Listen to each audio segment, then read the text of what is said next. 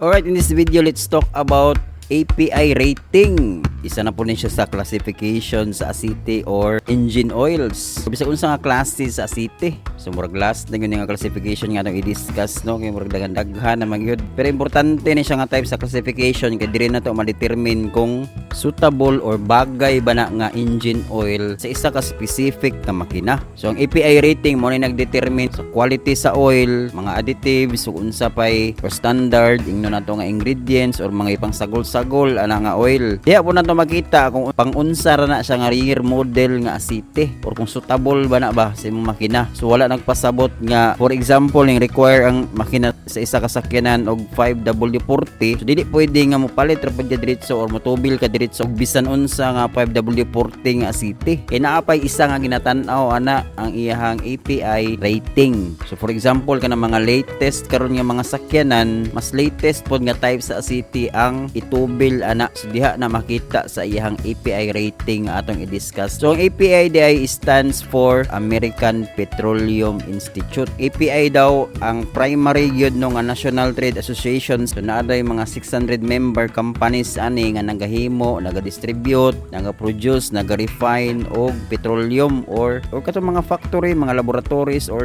basta kay mga kumpanya nga naga-produce or asite ilahang produkto ba. Isa ni ang API sa naga-certify ana, ginatest nila, naga-approve sa quality sa mga asite bago ibaligya sa market. So balikon ako ang API rating mura na siya og grado daw o report card sa engine oil nga nagapakita kung unsang klase nga makina ba ang angay gamitan ani nga asite, unsa kataas ang kalidad ana nga oil or kung angayan ba siya itubil ana nga modern nga engine or kung angayan ba pod ni siya ani nga makina. Basta ingon ana tay daghan nag istorya explanation no. To ara ning paningkamutag sabot dali ra man kay ni, basic ra man kay ni.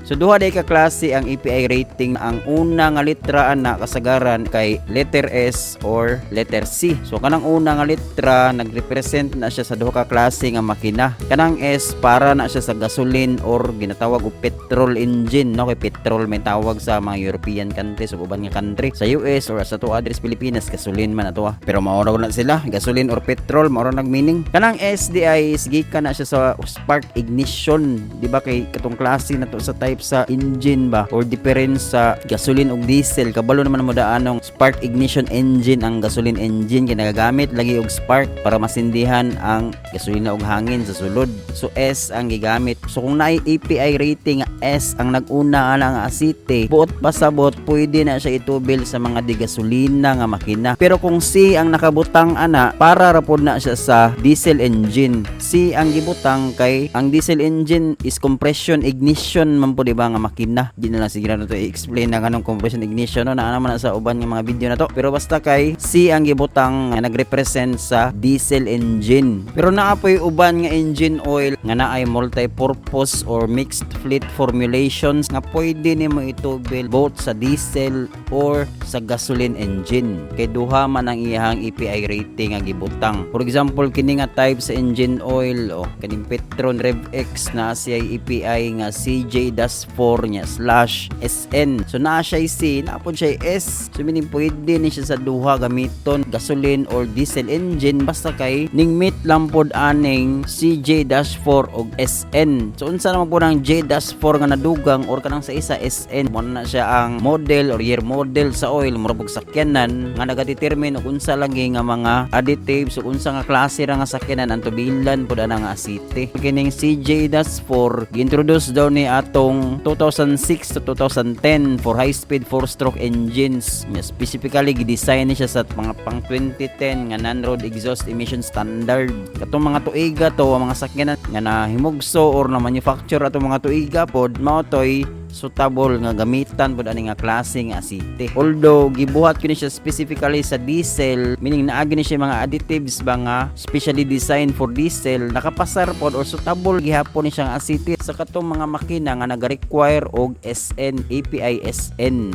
nga di gasolina nga makina. So pwede gihapon ni itubil didto.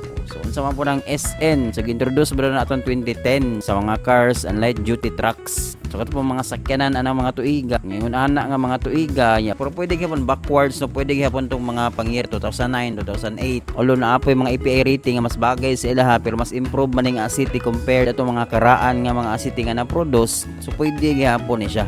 As of 2026 ang pinaka-latest nga API engine oil ratings kay API SP ug API CK-4. Ang SP nga engine oil gi-introduce atong year 2020 pa daw. Hantod karon 2026 mao gyapon ang pinaka-latest nga City para sa mga gasoline engines. Then API CK-4 is 2017. Nya isa ni sa pinakabag-o nga City hantod karon 2026 mao gyapon ni ang isa sa mga latest nga diesel engine oil. Kani nga City na gihapoy backward compatibility no, so meaning backward compatible meaning kato mga sakyanan nga nagagamit pag API CJ-4, CI-4 ug CH-4 compatible gihapon ni gamiton nga City although pinakabag-o ni compatible gihapon siya ba atong mga daan-daan nga naga-require atong mga CH-4 ug CJ ug katong CI-4. Isa pod sa pinakabag-o nga API rating sa diesel oil karon is kining FA-4.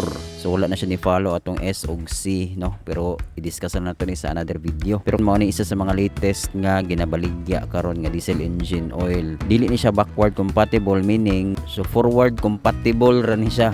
So gikan aton 2017 hantod karon nga mga models lang ang pwede niya gamitan. So dili na pwede ka mo atras atong mga year model nga 2016 pababa. So mao na to no ang API oil ratings. Di na lang nato i-discuss tong uban nga API oil rating kay motaas na nigmay nga video. Basta kay naibal-an na to nga dili lang di ay ang viscosity grade ang ginatan-aw para magpili or mopalit ta og City. Apil na ning API oil ratings kay syempre lain man og year model ang sakyanan or tuig nga manufacture kada tuig pod or nagdagan ang mga katuigan na apoy mga bag-o nga mga model pod sa City nga gi-formulate o gi-produce nya depende kung unsay recommended nga City sa imong makina mo toy dapat itubil nimo. Din hibalan po nato di ba nga naay backward compatibility ang uban bag-o nga mga City kay bisag bag-o siya pwede siya itubil dito sa daan. Pero ang daan nga City never gyud na dili gyud na pwede itubil dito sa mga bag-o or mas bag-o nga mga sakyanan or makina nga naga-require pod og bag-o nga mga model nga City or bag-o nga mga API oil ratings. Then hibalan po nato tong bag-o nga oil rating sa API nga FA-4 nga dili di ay pwede gamiton sa mga daan no? So forward compatible lang siya. So gikan naton 2017 nga nahimo siya hantod karon 2026 ra pod nga mga makina ang pwede niya gamitan. Then naapay daghang detalye pod about sa API oil ratings pero i-discuss na lang nato na sa another video. So dire ra tama ning videohan